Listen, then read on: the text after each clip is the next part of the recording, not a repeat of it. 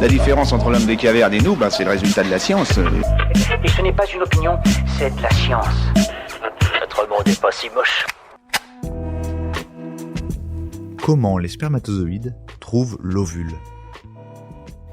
Difficilement.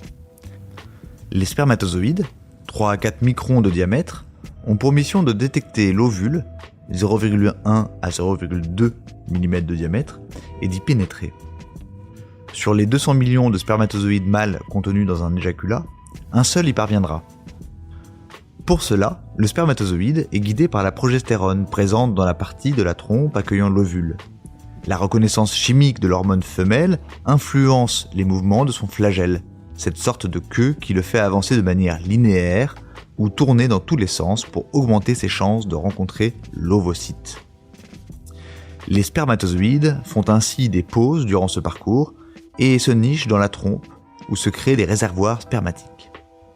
Là, les gamètes se reposent et se nourrissent principalement de sucre via des échanges avec la muqueuse.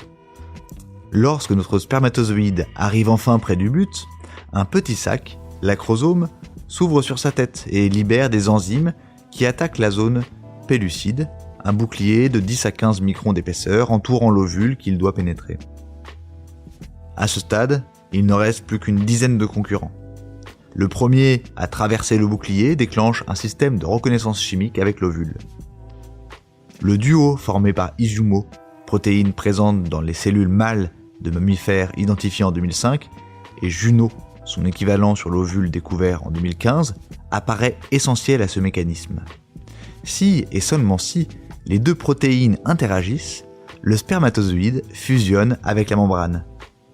Cette fusion, dont les mécanismes exacts restent très mal connus, va permettre la libération du matériel génétique, 23 chromosomes, du spermatozoïde dans l'ovocyte et l'expulsion de la moitié des 46 chromosomes de l'ovocyte, générant l'œuf, 23 chromosomes d'origine maternelle et 23 chromosomes d'origine paternelle.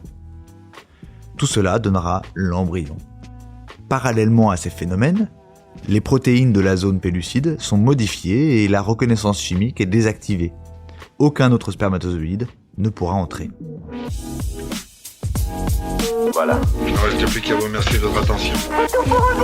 Au revoir.